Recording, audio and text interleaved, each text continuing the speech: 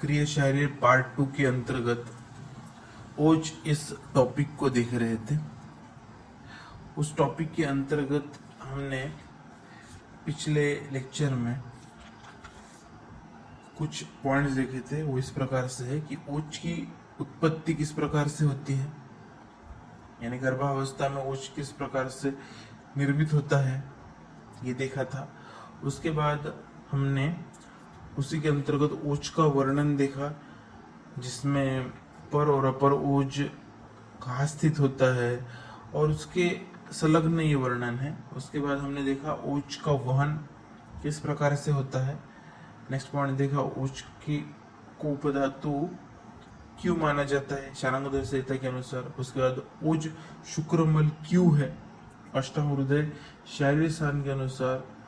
उसके बाद ओज को आठवां धातु क्यों नहीं मानते हैं। और आखिरी में देखा कफ ओज परस्पर संबंध क्या होता है। ये लगभग हमने 11 पॉइंट इस टॉपिक के अंतर्गत देख लिए। अब हम जो नेक्स्ट पॉइंट देखने वाले हैं वो है ओज के गुण। ओज के गुण के बारे में मैंने एंडिंग में आपको कहा गया था कि ओज के गुण ये इसके अंतर्गत का एक मुख्य पॉइंट है, क्योंकि इस टॉपिक के ऊपर मैक्सिमम शॉर्ट नोट पूछी जाती है कि ओज के गुण क्या होते हैं। और इसका जो श्लोक है वो ज्यादा time at the time of exam and at the time of viva also पूछा जाता है। तो ये इंपॉर्टेंट श्लोक है यहाँ का, तो वो पॉइंट आज हम देखते हैं। पॉइंट नंबर 12 ओज के गुण। इसका रेफरेंस है चरक चिकित्सा स्थान 24/31, चरक चिकित्सा स्थान के 24वें अध्याय का 31वां श्लोक।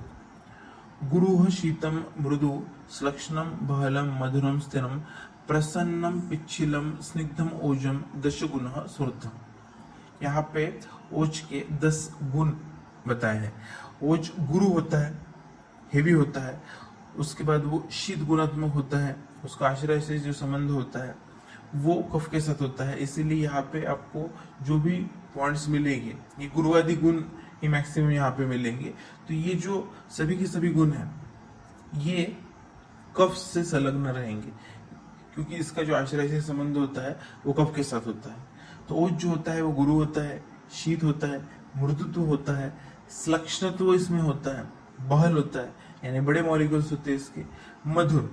अभी कोई गुरुवादी गुण नहीं है, लेकिन यहाँ पे उसका रस बताया है कि वो जो ओज होता है वो मधुर रसात्मक होता है।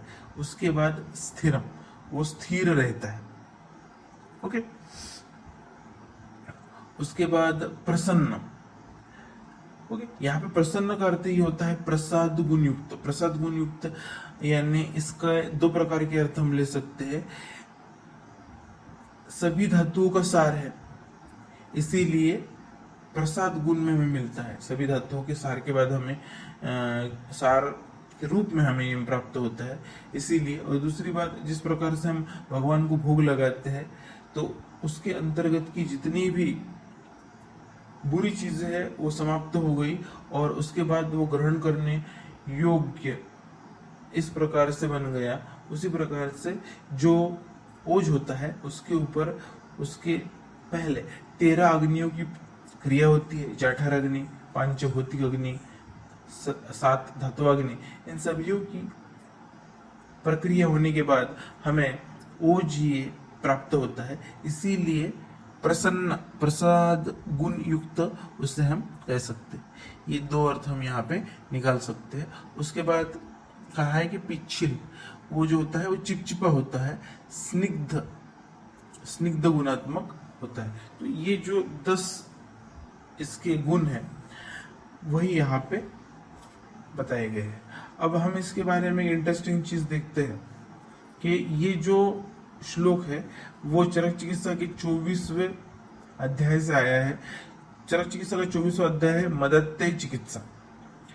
यहाँ पे मदत्ते क्या होता है और उसके बाद उसकी चिकित्सा किस प्रकार से करनी चाहिए इसका वर्णन हमें मिलता है। अब ये श्लोक ओज का मध्य के अध्याय में क्यों आया, क्योंकि जो ओज होता है वो शरीर के लिए जिस प्रकार से अमृत होता है, वैसे ही मध्य जो होता है यहाँ पे वर्णन किया गया है कि वो विषयुक्त होता है, क्योंकि ओज के जितने भी गुण हैं, ओज के ये जो 20 गुण हमें मिलते हैं, ये सभी के सभी मध्य के 20 नहीं 10 गुण हमें जो मिलते हैं, वो मध्य के जो 10 गुण हैं वो उसके पूरी तरीके से उल्टे हैं। ओके, वो किस प्रकार से है वो देखते हैं। जैसे ओज गुरु होता है तो मध्य में लघुत्व होता है, ओज शीत होता है तो मध्य उष्ण होता है, ओज का रस मधुर कहा गया है तो मध्य का रस ये अम्ल कहा गया है, अम्ल उसका प्रधान रस होता है मध्य का। उसके बाद ओज मृदु होता है तो मध्य तीक्ष्ण होता है, ओज प्रसन्न होता है, प्रसन्नता युक्त करने वाला होता है, और जो ओज और जो शुक्र होता है वो आशुकारी होता है। आशुकारी मतलब वो हमें नर्वस सिस्टम को विड्रॉल कर देता है, उसको आशुकारित्व कहते हैं। ओज स्निग्ध गुणात्मक होता है तो मध्य रुक्ष गुणात्मक होता है, ओज स्थिर होता है तो मध्य व्यवायी होता है, ओज श्लक्ष्ण होता है तो मध्य विकासी होता है। व्यवायी और विकासी ये दो गुण ऐसे हैं मध्य के जिसकी वजह से काफी स्पीडीली वो पूरे शरीर में पहुंचते हैं। ओज पिछल होता है तो मध्य विषक गुण का होता है, ओज बहल होता है गाढ़ा होता है तो मध्य सूक्ष्म होता है। सूक्ष्म होता है, व्यवाही होता है, विकासी होता है, इसीलिए स्पीडीली वो ब्लड के साथ मिक्स होके शरीर के अंतर्गत पहुंचता है और नर्वस सिस्टम को विड्रॉल करता है। तो यहाँ पे उन्होंने बताया है कि ओज के जितने भी 10 गुण हैं, मध्य के गुण उसके टोटली विरोधी होते हैं, इसीलिए ओज अमृत है तो वो विष है, ऐसा हम इस वर्णन के ऊपर से कह सकते हैं। मध्यत्व के बारे में बताओ, मध्यत्व की 4 स्टेजेस मुख्यतः होती है, डिटेल हमने देखेंगे, शॉर्टली उसका डिस्क्रिप्शन देखते हैं। तो पहली जो स्टेज होती है उसमें व्यक्ति को प्रफुल्लितता का अनुभव होता है।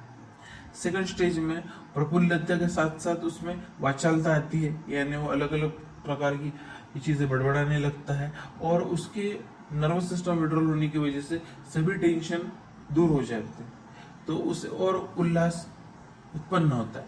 थर्ड स्टेज में जो होती है वो आशुकारी अवस्था होती है, इसमें उसको चक्कर आती है और उसकी कंडीशन जो होती है वो प्रफुल्लितता से दुखद की तरफ जाती है। और चौथी कंडीशन में तो वो पूरी तरीके से मूर्छित हो जाता है, और अगर उसको मध्य का गुण होता है वो शरीर में से जल को सोख लेता है, तो अगर उसको उसी अवस्था में रख दिया जाएगा तो मृत्यु को भी प्राप्त हो जाएगा।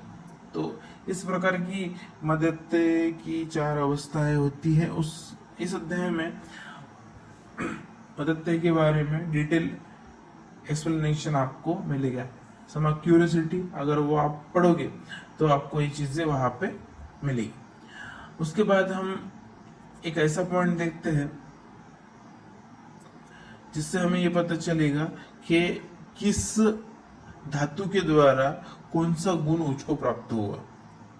ओके, तो सप्त धातु के अंतर्गत सबसे पहले रस धातु से प्राप्त गुण, रस धातु से ओज को शीत बहल प्रसन्न, शीत तत्व बहल और प्रसन्न ये गुण प्राप्त होते हैं।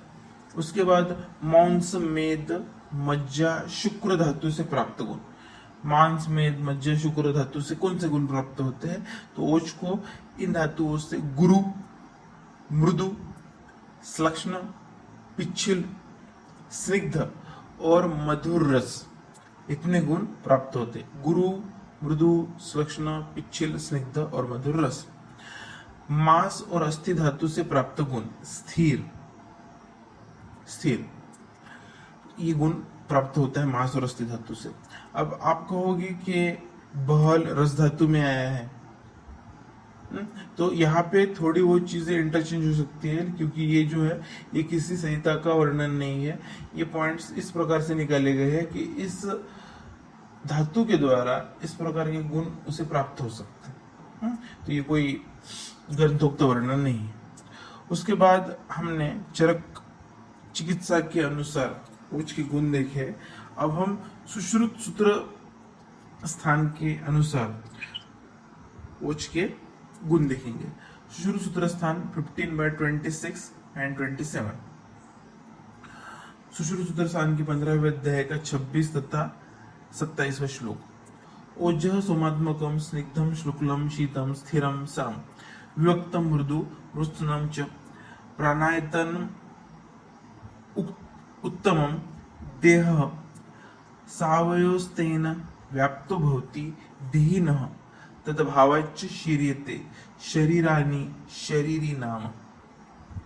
इस श्लोक में कहा है कि ओज के जो गुण हमने इसके पहले श्लोक में देखे हैं, उसी प्रकार से यहाँ पे भी उसके गुण बताए गए हैं। ओज सौम्य गुणात्मक होता है।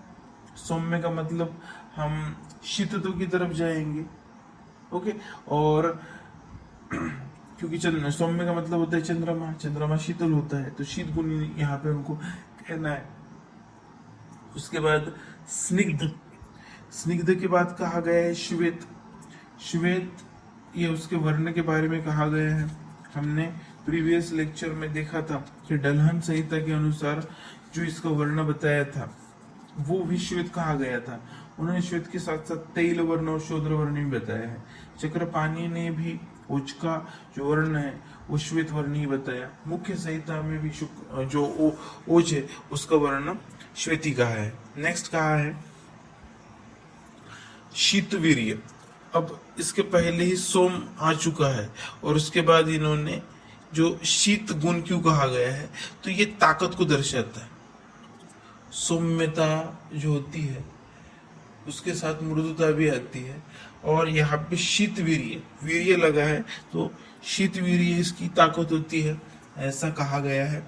उसके बाद स्थिर, शरीर अवयव स्थैर्यकारी, शरीर के अवयव को स्थिर रखता है, यानी किसी भी प्रकार की विकृति आती है तो वो उसे ठीक करता है। तो ऐसा कह सकते हैं कि शरीर में स्थिरता को प्रदान करता है। उसके बाद कहा है सरम। सरम का मतलब होता है प्रसरणशील, दशच धमनियों के द्वारा उसका पूरे शरीर में संचरण होता है, इसीलिए प्रसरणशील। विवक्त, विवक्त का अर्थ होता है श्रेष्ठ गुण युक्त। इस प्रकार से कि श्रेष्ठ गुण ओज के में होते हैं।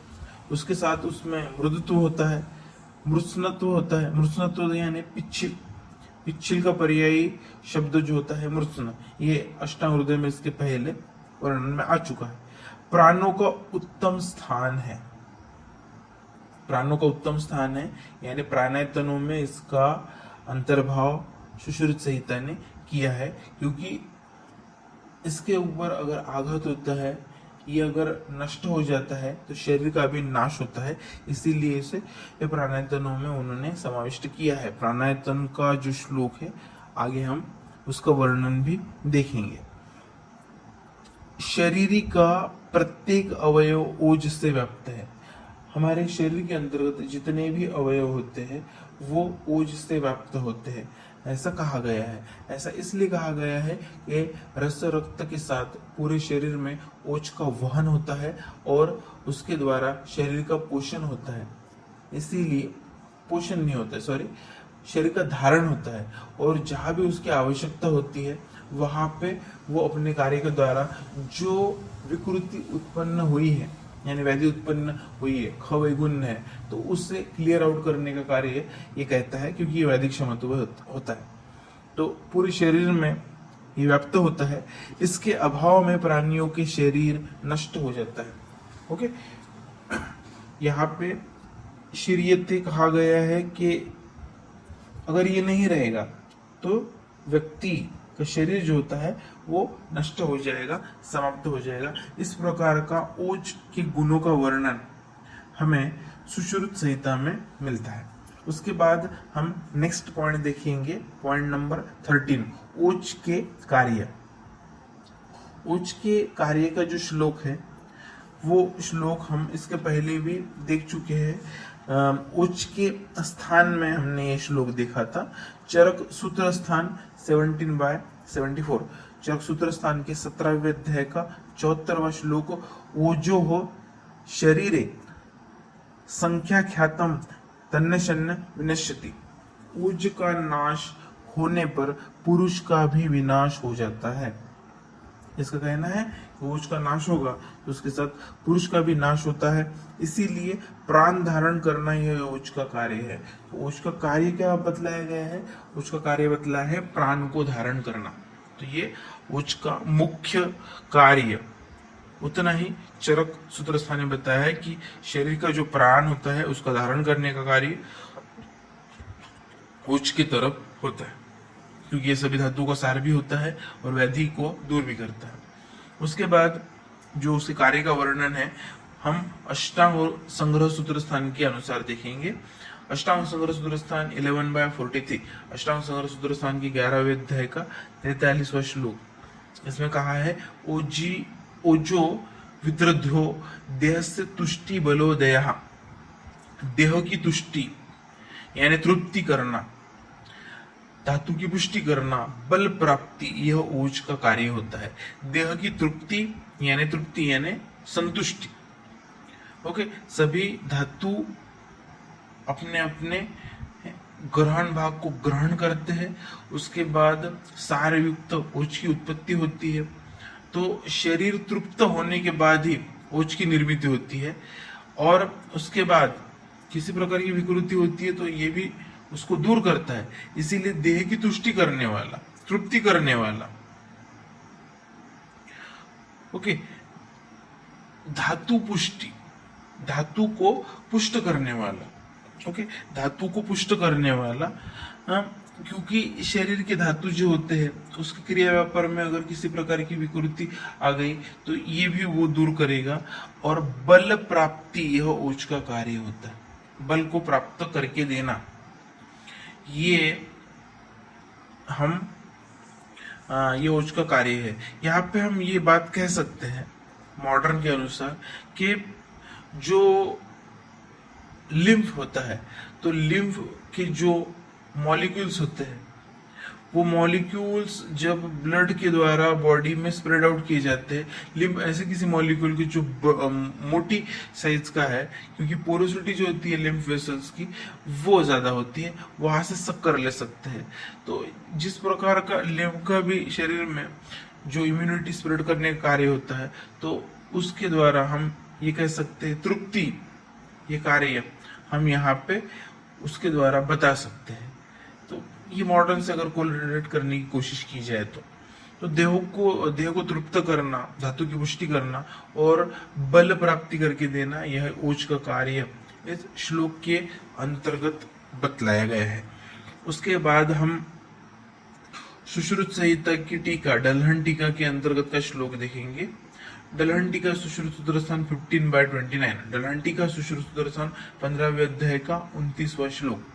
तत्र बलेन स्थिर उपचित मांसता सर्वचेष्टासु अप्रतिघातः स्वर वर्ण प्रसादो बाह्य नाम अभ्यंतराणाम च कर्णानाम आत्मकार्य प्रतिपत्ति रभवति। यहाँ पे कहा गया है कि मांस धातु का उपचय यानी मांस धातु की वृद्धि करता है, शरीर को स्थिरता प्राप्त करा के देता है, यानी शरीर को फर्मनेस इसकी वजह से मिलती है। स्थिरत्व की वजह से हृदय आदि अवयव की क्रिया व चेष्टाएं में सातत्य रहता है। तो शरीर के अंतर्गत के जो महत्वपूर्ण अवयव है उसको कहा गया है, हृदय यहाँ पे उनका है कि स्थिरत्व प्राप्त करने की वजह से हृदय आदि जितने भी महत्वपूर्ण शरीर के अंतर्गत अवयव है उन सभी अवयवों की क्रियाएं, उसकी चेष्टाएं में सातत्यता यानी जो कंटिन्यूएशन रहता है, जो उसके कार्य निरंतर चलने के लिए जो कंटिन्यूटी लगती है, स्टेबिलिटी रखती है, तो ये स्टेबिलिटी और कंटिन्यूटी प्रदान करता है। ये इस वाक्य से हम ये भी समझ सकते हैं, फिर से वही बात कि अगर शरीर में किसी भी प्रकार की विकृति होती है और शरीर का कार्य योग्य प्रकार से नहीं हो पाता है, सुचारू रूप से नहीं होता है, तो यहाँ पे वो उस विकृति को दूर करने का यह कार्य करता है। शरीर की सभी प्रकार की क्रियाएं मुख्यतः वात दोष के ऊपर अवलंबित होती है। हमने जब वात दोष का वर्णन देखा था तब ये देखा था। तो वात दोष जो होता है वो रुक्ष होता है, और जो होता है वो स्निग्ध गुणात्मक होता है। तो शरीर में जहां भी वात होता है, वात का स्थान संपूर्ण शरीर कहा गया है, ओज का स्थान भी संपूर्ण शरीर कहा है। तो वात की वजह से जो भी कार्यक्षता काष्णता उत्पन्न होती है या फिर उसे किसी प्रकार का अवरोध होता है, तो वो दूर करने का कार्य ओज के द्वारा होता है। ऐसा हम इस वाक्य के ऊपर से कह सकते हैं। आगे कहा है कि मानसिक विचारों की भी स्थिरता रहती है। शारीरिक ही नहीं अपितु मानसिक स्थैर्य ये विचारों के स्थिरत्व की वजह से हमें प्राप्त होता है। तो हमने इसके पहले देखा था शारीरिक और मानसिक ये दोनों चीजें एक ही कॉइन के दो पहलू है, दो साइड्स है। अगर शारीरिक स्थैर्यत्व प्राप्त होगा तो उसके वजह से मानसिक स्थैर्यत्व प्राप्त होगा, मानसिक स्थैर्यत्व प्राप्त होगा तो उसकी वजह से शारीरिक स्थैर्यत्व प्राप्त होगा। तो शारीरिक तथा मानसिक लेवल पे दोनों प्रकार की स्थिरत्व को प्रदान करने का कार्य ये ओज के द्वारा किया जाता है। आगे कहा है कि स्वर वर्ण प्रसन्न रहते हैं। ओके, तो स्वर और वर्ण, मुख्यतः वर्ण के बारे में हमने वर्णन देखा है। मैंने आपको बार बार बताया है कि जो हमारी इंटरनल फिजियोलॉजी होती है, जो हमारी इंटरनल कंडीशन होती है, उसका इम्प्रिंट हमारे केश, हमारी आईज, हमारी स्किन, हमारा फेस, हमारे नेल्स, हमारा टंग, इसके ऊपर दिखाई देता है। तो वर्ण भी उसके अंतर्गत का एक महत्वपूर्ण भाग है। तो शरीर के अंदर की जो क्रियाएं होती है अगर योग्य तरीके से चलेगी तो तभी हमारे वर्ण में एक प्रकार का ग्लोविशनेस, एक प्रकार की प्रसन्नता दिखेगी। तो इसका कहना है स्वर जो होता है, स्वर अच्छा होना ये मेद सारता का लक्षण है। और मेद जो होता है उसका आश्रय आश्रय संबंध कफ के साथ होता है, ओज का आश्रय आश्रय संबंध भी कफ के साथ होता है। तो शरीर को स्निग्धता प्रदान करने का कार्य, शरीर की क्रियाएं सुचारू रूप से चालू रखने का कार्य जो होता है ओज के द्वारा होता है। इसीलिए स्वर व वर्ण की प्रसन्नता उत्पन्न कराना ये कार्य भी ओज के द्वारा होता है। यहाँ पे कहा है ज्ञानेन्द्रिय और कर्मेंद्रिय के कार्य योग्य प्रकार से होना। तो ज्ञानेन्द्रिय और कर्मेंद्रिय ये दो इंद्रिय, उसके साथ साथ एकादश इंद्रिय यानी मन का स्थान जो होता है हृदय कहा गया है, ओज का स्थान भी हृदय होता है। तो ज्ञानेन्द्रिय, कर्मेंद्रिय तथा मन, इन एकादश इंद्रियों के कार्य योग्य प्रकार से करने के लिए जो ओज होता है वो महत्वपूर्ण भूमिका निभाता है। तो यहाँ पे आप देखिए इसका संबंध सभीयों के साथ आता है। दोष वात के कार्य के लिए सहायभूत होता है, पित्त के कार्य के लिए भी सहायभूत होगा, कफ के साथ इसका आश्रय संबंध होता है, सभी धातुओं का सार होता है, सभी धातुओं की सारता, सभी धातुओं के कार्य में किसी प्रकार की विकृति आती है तो उसको दूर करता है। एकादश इंद्रिय जो होते हैं उसका नियंत्रण करता है। तो इसकी महत्ता इस श्लोक में बहुत ही अच्छे तरीके से बताने की कोशिश की गई है। तो ये था दलहन टीका का वर्णन। उसके बाद हम नेक्स्ट पॉइंट देखेंगे ओज के प्रकार। ओज के प्रकार, ओज के प्रकार जो होते हैं वो दो बतलाए गए, लेकिन यहाँ पे क्या वर्णन है हम देखते हैं।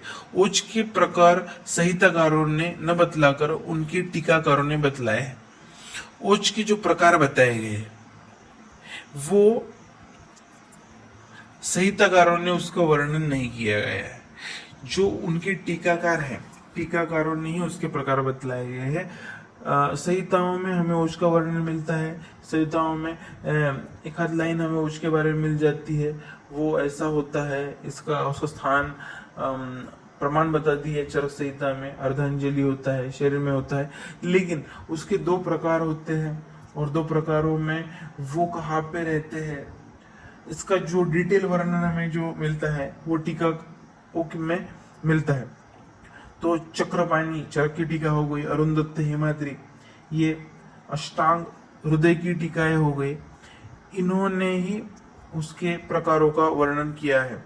एक चक्रपाणी टीका का श्लोक है, चरक सूत्र स्थान 30/7, चक्रपाणी टीका चरक सूत्र स्थान 30वें अध्याय का 7वां श्लोक, द्विविधो ओज दर्शयन्ति परम परम च, परम अपरम च। तो ओज के दो प्रकार उन्होंने इसमें कहा है कि द्विविध ओज होते हैं, एक होता है पर ओज और दूसरा होता है अपर ओज। यहाँ पे पर ओज का प्रमाण देखेंगे हम।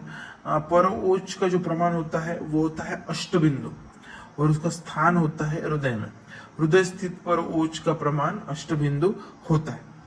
उसके बाद पर ओज का महत्व, पर ओज का नाश होने पर मृत्यु होती है। तो पर ओज जो होता है उसकी मात्रा कम होती है लेकिन वो ज्यादा महत्वपूर्ण होता है, हृदय में उसका स्थान होता है। अष्टबिंदु उसका प्रमाण बतलाया गया है। अगर उसका यत्किंचित मात्रा में भी क्षय होता है तो उसकी वजह से मृत्यु आती है। और जो अपर ओज है उसकी अगर विकृति या कमी हुई तो पहले विकृति उत्पन्न होगी और उसकी मात्रा भी अगर कम हुई, नष्ट हुई, तो उसकी वजह से भी मृत्यु आ सकती है। यहाँ पे उसके प्रकार के बारे में कुछ और वर्णन दिया है कि शारीरिक बल जो होता है वो उदान वायु द्वारा होता है। कफदोष, शारीरिक बल जो होता है वो उदान वायु, कफदोष, रस, रक्त, मांस, अस्थि, शुक्र धातु की उत्तम सारता यानी पर्याय रूप से देखे तो ओज पर ही निर्भर होते हैं। इस बल में शारीरिक कर्म सामर्थ्य के साथ मानसिक बल का भी समावेश होता है। मानसिक बल की परीक्षा करने के लिए सत्व परीक्षा बताई गई है। अब ये ओज के वर्णन में ये वर्णन प्रकारों में ये वर्णन क्यों आया है? एक्चुअली ये इसका महत्व बताने के लिए कहा गया है कि सभी के ऊपर, मैंने आपको डलहन टीका का श्लोक बताया, उसमें आपको बताया कि लगभग पूरे शरीर में वो किस प्रकार के महत्वपूर्ण है, वही यहाँ पे बताया है कि शारीरिक जो बल होता है, हमने उदान वायु का अध्ययन किया है। तो जब हम किसी भी प्रकार की ताकत लगाते हैं तो उस वक्त उदान वायु को रोक लेता है। कोई हेवी चीज अगर उठानी है तो हम सांस रोक के लेते हैं, तो बल का कार्य होता है। तो वायु दोष जो है, वात दोष है, वो तो पूरे शरीर में संचित होता है। कफ दोष के साथ ओज का आश्रय संबंध होता है। उसके साथ साथ कफ के साथ आश्रय संबंध करने वाले रस, रक्त, मांस, शुक्र धातु ये होते हैं, उनको ये बल प्रदान करता है। अस्थि को भी बल प्रदान करने का कार्य करता है। तो इनकी उत्तम सारता यानी पर्याय रूप से देखा जाए तो ओज पर ही निर्भर होती है। इनकी उत्तम सारता ओज पर ही निर्भर होती है, क्योंकि ओज इनकी सारता योग्य रखने के लिए सहायभूत होता है। इस बल में शारीरिक कर्म सामर्थ्य के साथ मानसिक बल का भी समावेश होता है। शारीरिक बल के साथ साथ मानसिक बल का भी वहां पे समावेश होता है, क्योंकि यहाँ पे शारीरिक और मानसिक दोनों बल बताए। मानसिक बल की परीक्षा करने के लिए सत्व परीक्षा बताई गई है। ओके, तो हमने सारत्व देखा है। सारत्व में हमने सातों तत्वों के सारता देखी है। उसके बाद जो मानसिक बल होती है उसके परीक्षा के लिए सत्व बल होता है। ये सत्व बल हम जब ये प्रैक्टिकल का पॉइंट है वहां पे वो देखा जाएगा। तो ये ओज का एक्चुअली महत्व ही दर्शाता है। और ये इसके जो प्रकार है, जो अपर और अपर कहे गए हैं, उसके अंतर्गत ये जो अपर जो ओज है उसका वर्णन हमें उपलक्षित होता है, क्योंकि पर ओज का स्थान जो कहा गया है वो तो मात्र हृदय कहा गया है, अष्टबिंदु कहा गया है, और उसके बाद उसके नाश होने से मृत्यु होती है। ये जो वर्णन हमने अभी देखा है, ये अपर ओज का वर्णन है, और उसका प्रमाण अर्धांजलि होता है, और उसका पूरे शरीर में संचरण होता है, उसका स्थान संपूर्ण शरीर होता है। अब हम अपर ओज के बारे में कुछ पॉइंट्स देखते हैं। चक्रपाणि टीका का एक श्लोक आया है, चरक सूत्र स्थान 17/74। चक्रपाणि टीका चरक सूत्र स्थान के 17वें अध्याय का 74वां श्लोक, जिसमें कहा है, यदुक्तम तत्रांतरे प्राणश्रय ओजस्सो अष्टबिंदो हृदयश्रय इति एतच्च अष्टबिंदुकम परम ओजः ज्ञेयम् अज्ञेयम् अर्धांजलि परिणाम तु यद ओज तद अप्रधानम। ओके, तो यहाँ पे इन्होंने दोनों श्लोक को काफी अच्छी तरीके से एक्सप्लेनेशन दिया गया है कि हृदय में स्थित अष्टबिंदु ओज का स्थान है, उनमें अष्टबिंदु पर ओज होता है, ये प्रधान होता है, और अर्धांजलि परिणाम अप्रधान होता है, यानी वो महत्वपूर्ण है, पर होता है, क्योंकि उसके नष्ट होने से मृत्यु आ जाती है। और अपर जो ओज होता है उसका प्रमाण अर्धांजलि होता है, वो अप्रधान होता है। ये इस श्लोक में बतलाया गया है, उसका स्थान कौन सा होता है, उसका प्रमाण कितना होता है, और वो कहाँ पे रहता है, ये इस श्लोक में कहा गया है। एक और श्लोक हम देखेंगे, अरुंधत्त की टीका का, अष्टांग हृदय सूत्र स्थान की ये टीका है, अष्टांग हृदय की ये टीका है, अरुंधत्त टीका। अरुंधत्त टीका अष्टांग हृदय सूत्र स्थान 11/37। अरुंधत्त टीका अष्टांग हृदय सूत्र स्थान 11वें अध्याय का 37वां श्लोक, सकल शरीर व्यापिनी तस्य षट् बिंदुकस्य विशेष हृदय स्थानम। हृदय में स्थित पर ओज का प्रमाण षट् बिंदु होता है। तो अकॉर्डिंग टू अरुंधत्त टीका, जो अष्टबिंदु हृदय स्थित ओज का प्रमाण बताया है, उन्होंने षट् बिंदु कहा है। उन्होंने कहा है कि 6 बिंदु ही होता है।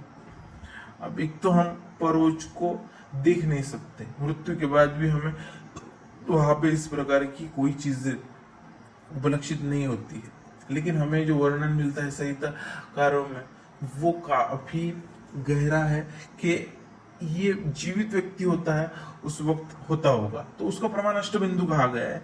लेकिन अरुंधत्त के अनुसार वो जो प्रमाण होता है वो षड्बिंदु होता है। ओके, तो इसके अपर ओज का स्थान और प्रमाण, इसके बारे में और काफी वर्णन होता है, लेकिन वो वर्णन विस्तार भेद से हम नहीं देखेंगे। अपर ओज के स्थान और प्रमाण, इसका वर्णन हम नेक्स्ट लेक्चर में देखेंगे। हाँ, आज का लेक्चर हम यही तक ही देखते हैं। आज हमने ओज, इस टॉपिक के अंतर्गत ओज के गुण, उसके बाद ओज के कार्य, ओज के 2 प्रकार, उसका स्थान, प्रमाण, इसके बारे में वर्णन देखा है। अगले लेक्चर में हम अपर ओज का स्थान और प्रमाण के बारे में और इंफॉर्मेशन देखेंगे, और उसके बाद फिर ओज का पोषण किस प्रकार से होता है, उसके लिए किस प्रकार के आहारीय द्रव्यों की आवश्यकता होती है, और ओज की विकृति, इन टॉपिक्स का अध्ययन करेंगे। तो आपको ये पॉइंट लगभग समझ में आ ही गए होंगे। Do you understand? Thank you.